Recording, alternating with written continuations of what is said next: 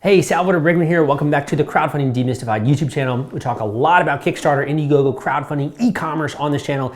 And today I want to get into some brand building hacks, which you can apply to your online store or whatever it is that you're doing online. Hopefully these brand building tips and advice will help you and get you kind of started with building that relationship, right, with the customer, which always is a little bit difficult and is coming up right after this.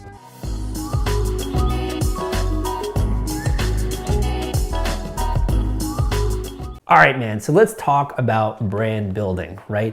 And I'm gonna kind of assume that you have a very low level of understanding when it comes to brand building. This is really like a newbie, an intro for someone who just doesn't have a lot of experience in that area, or they're just now thinking about launching a new product and they're wondering about brand building, or you maybe already have a successful online store and you're kind of wanting to improve that element, or maybe even you're doing a Kickstarter or Indiegogo and you're starting to think about that. So I kind of want to get into a few different tips and advice that I have for you here. And I think these can be applied in a lot of different cases. However, you should always consider which category and which industry your product is in, because that obviously also does affect brand building. So my first tip for you is to think about the values for your company. And I know this sounds different than brand building, but hear me out. When it comes to a company, you kind of start the company with having a certain way in which you, the entrepreneur, think, or maybe the people who are just core tight-knit when it comes to the company, either the board of the directors or the product designers, or the people who are just there instrumentally in the bidding, usually have a certain way of thinking about the world. In the same way that like Apple has a certain way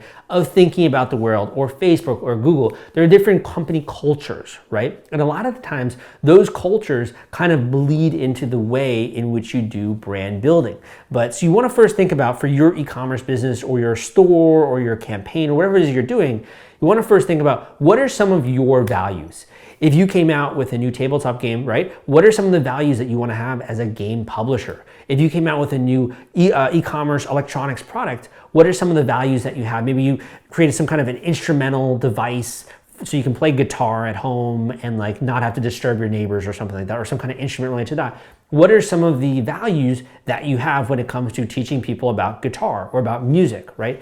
Think a little bit first about your values, because that's going to make it so much easier. And this is something you should literally deliberately sit down and think about, and to write out, what are your company values? What are the things that are important to you that you really stand by, right?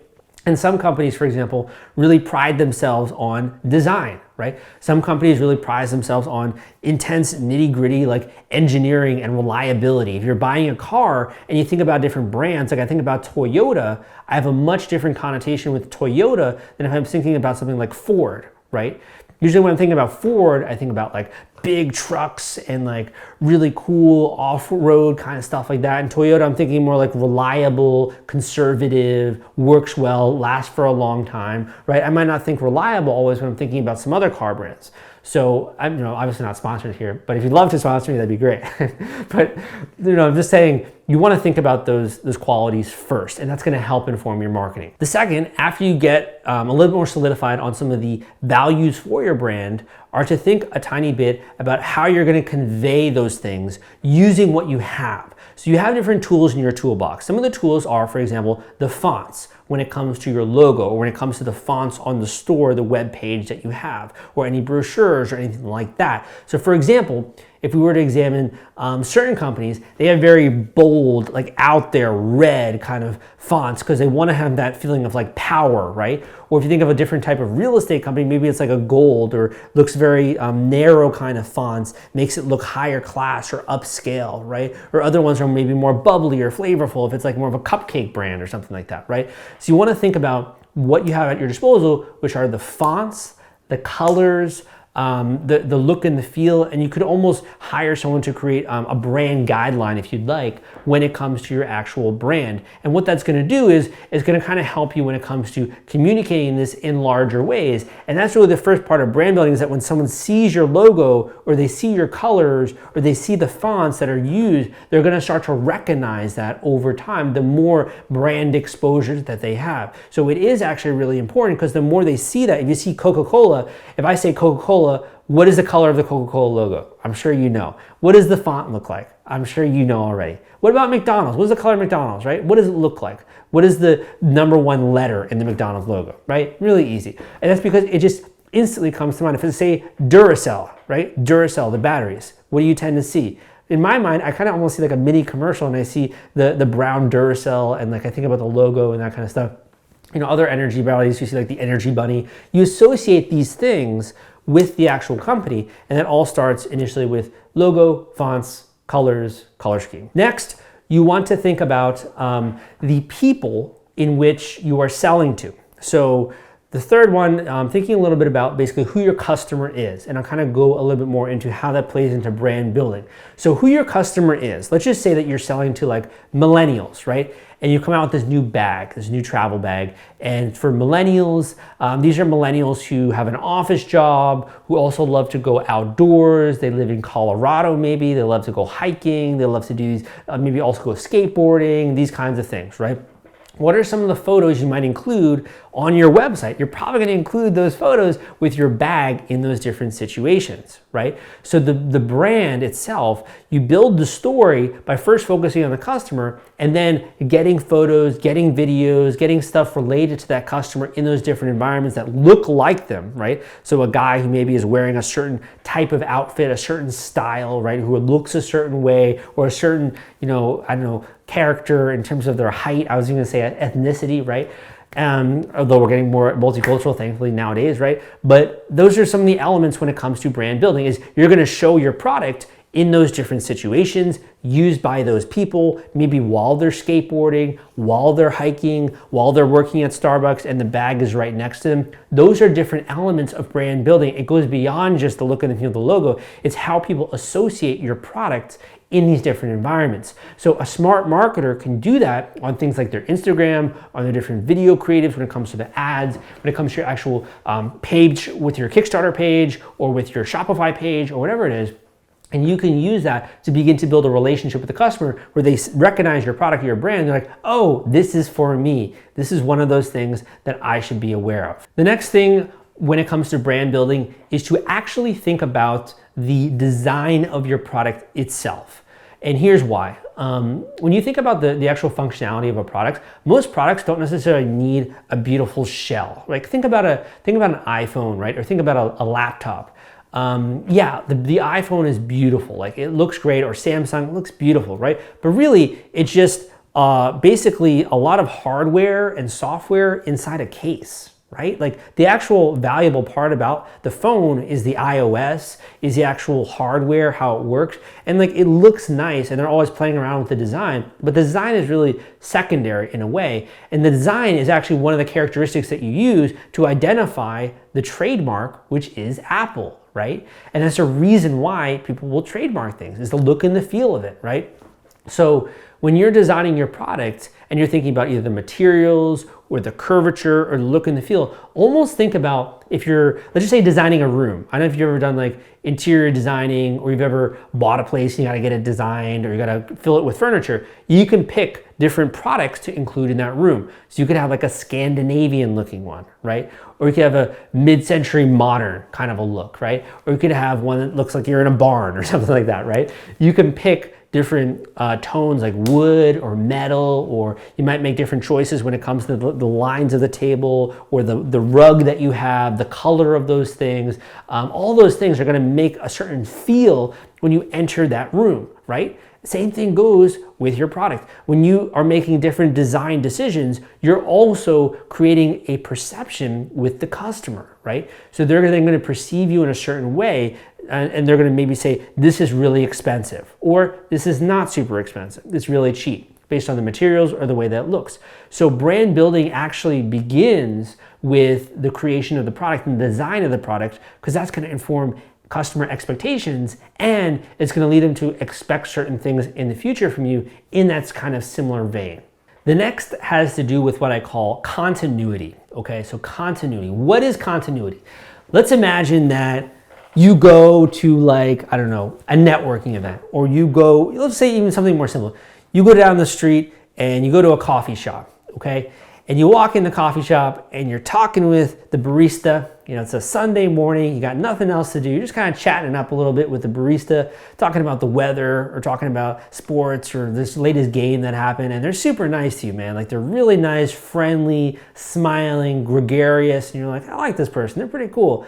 And then you end up running into that person, let's just say later in the day at a supermarket, and they're like really rude to you and really gruff, and like they're not really interested in talking with you at all, right? And you're like, whoa, like what happened, right? There's no continuity. There's a difference in the experience with that person. You're like, oh, that person's kind of two-faced, right? Or like they seem different from when they are in this one context versus the other. And it kind of throws you off, and you're like, oh, I guess that's not really who they are, right?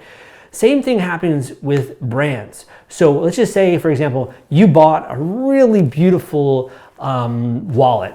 You spent a ton of money on this like beautiful wallet, let's just say, and it's made out of like great leather or like crocodile skin or something that's really expensive, right? And it was an arm and a leg for you to buy this, or you got it for your girlfriend or your wife, and you bought this like really expensive bag, and she had to have it, of course. And you were like, I didn't want to buy this thing, but I bought it because I like her, right?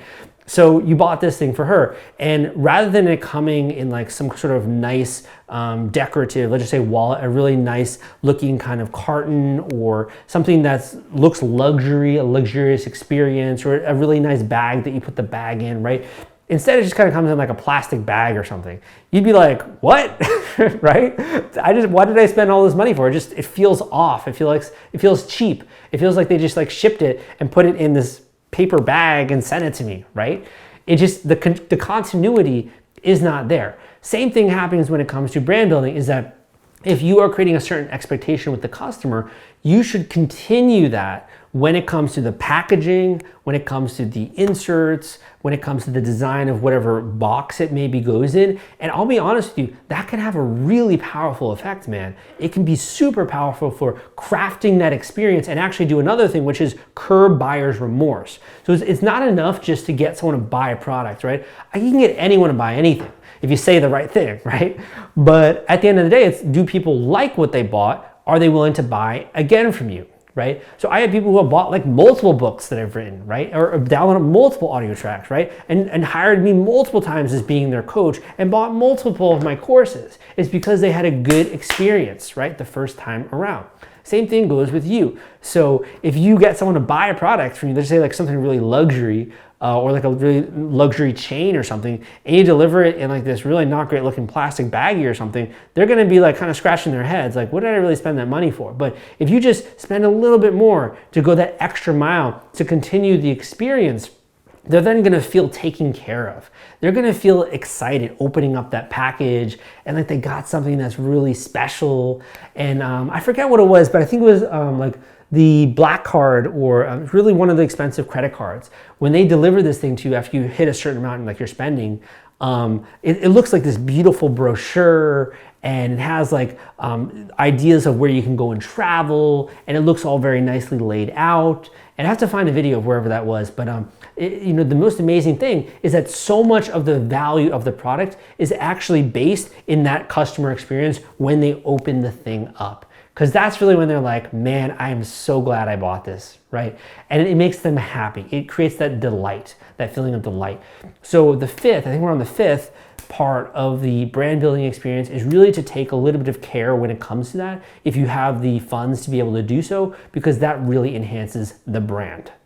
Want to take all the stress out of fulfilling your Kickstarter rewards? Fulfillrite is the turnkey solution that puts product delivery on autopilot. The Top Campaigns uses trusted high-tech provider to store, package, and ship their products. Focus on growing your business. Leave shipping to the experts. Don't wait. Get a custom quote from Fulfillrite today. Link in the description. The next part of the brand building experience actually goes beyond just being an e-commerce seller, right? So the best people who are able to sell products are not just like a retailer or an e-commerce seller or something like that, right? It's not just about the product. This kind of next step really gets more into viewing yourself as almost a media company, okay? So when you're a media company, what do media companies do? Well, they put out stories, right? Media companies share content.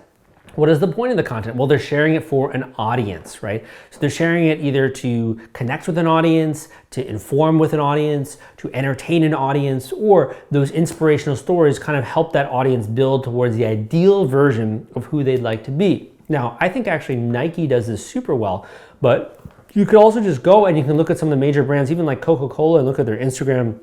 Or you can look at other different e-commerce brands, and you'll see they are always putting out content. A lot of the times we just think that big brands are just doing like a commercial on TV, but it goes so much beyond that. Even things like local initiatives or being able to engage themselves in like nonprofit kind of endeavors, and or creating content and encouraging giveaways and like brand interaction experiences, right? Or sponsoring different things. They're always, if you notice, trying to tie themselves to the cultural consciousness of society. I know it's a big word, right? The cultural consciousness of society, because they know that the more that people see them as more than just an e-commerce brand, more likely it is that they're going to be comfortable buying from that person. And also, they're going to associate that individual, that customer is going to associate their very identity with that brand. Now, let that sink in for a second. Where is a brand, something that you buy, that you believe is central to your identity as a person? And it's easy for us to spot this in other people. Like you can look at a Supreme, right, brand, or back in the day, thinking about like, I don't know, Jankos, right? Those jeans that people used to wear, or hipsters, right? Thinking about the stuff that they have, or, there are a lot of different types of brands that are associated with different like subcultures within our community, right? So I'll just take, for example, like a skater brand, right? Someone who's buying that believes that they are a skater. That's what they are. They love skating. That's their hobby. That's who they feel like they are. That's their hairstyle, right? That's the way they choose to dress themselves. That's how they talk even a tiny bit.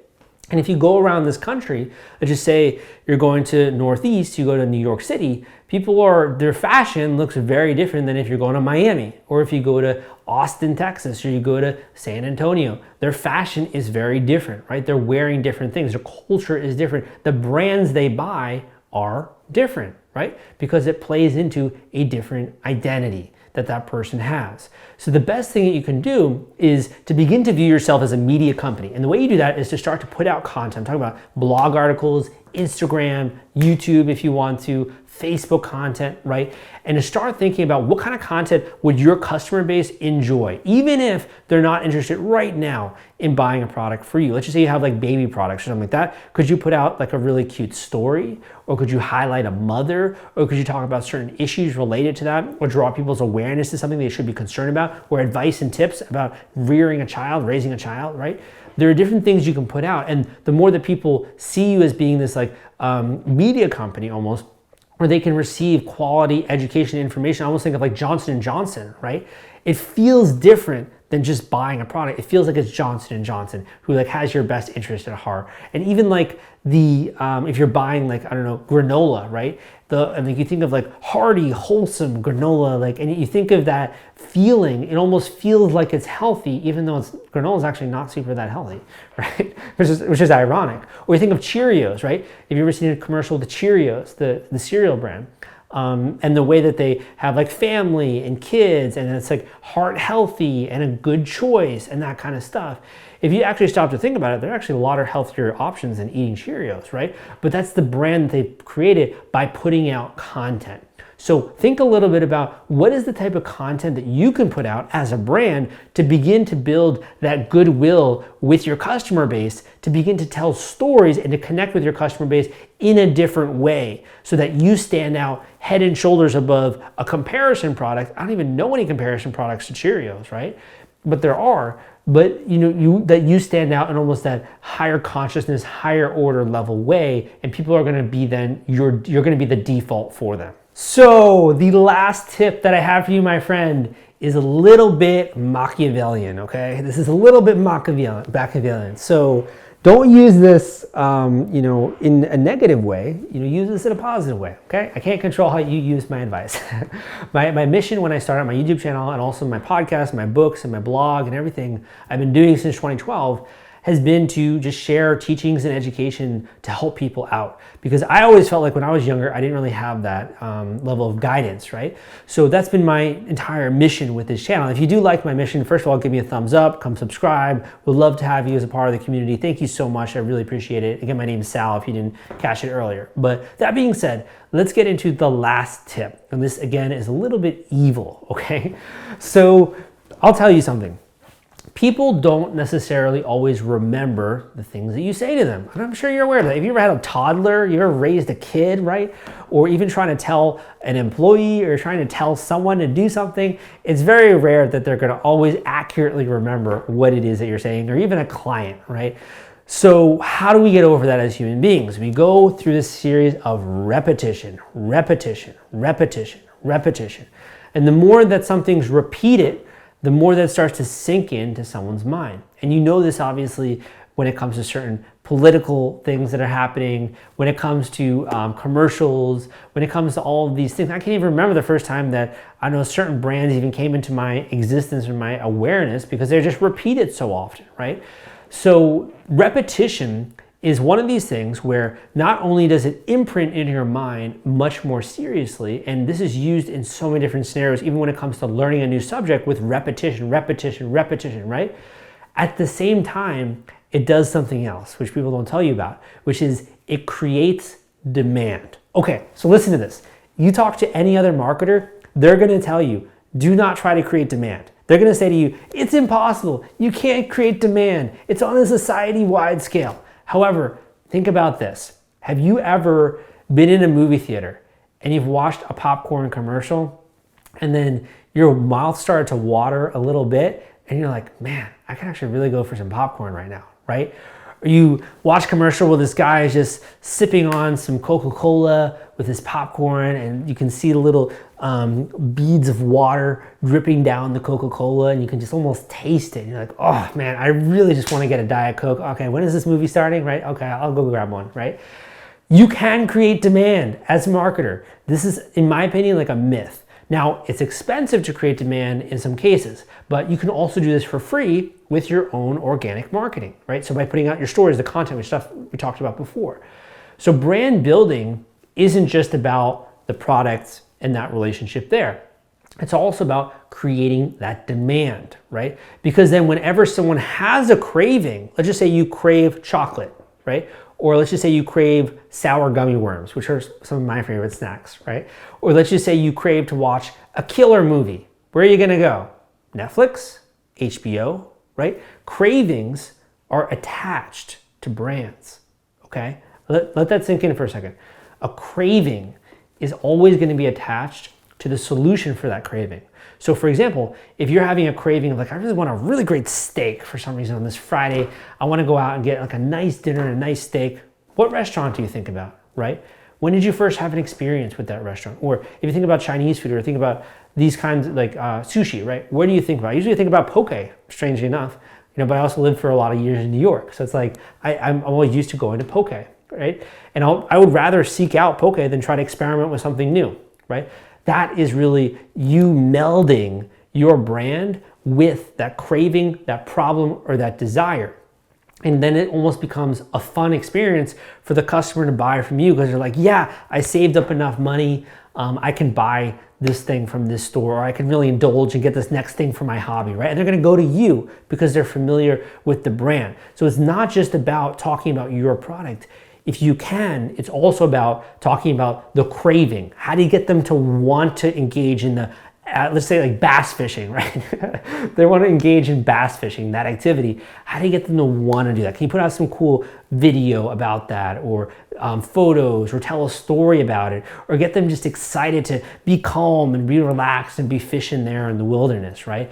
The more you can start to kindle that craving, they're like, man, I want to go and do this. And then they start to shop around and they start to wonder about that. And I'll tell you, even other e-commerce companies that are a little bit more duplicitous, let's just say like selling herbal supplements and that kind of stuff, or like a disaster awareness kind of company that's selling PPP protectional equipment, what are they doing? They're telling you about, oh, look at this horrible disaster that just happened, and now you have to be aware, you have to go and buy this equipment, right? They're creating that feeling of fear in you, that anxiety, that uncertainty. So you then go buy the product, and you associate their brand with that emotion. So that's more of like an advanced tip. And there are some tactics and ways to do that, but it kind of goes beyond this YouTube video. But I hope that that was interesting, at least for you, to start to examine that in your own life. When you have cravings, what are the brands you think about? Hope you enjoyed it. Again, my name is Salvador Briggman. Give me a thumbs up if you like this video. Go and book a coaching call with me if you want to, or check out some of my books down below. Would love to hear from you. Thank you so much, and I'll see you next time.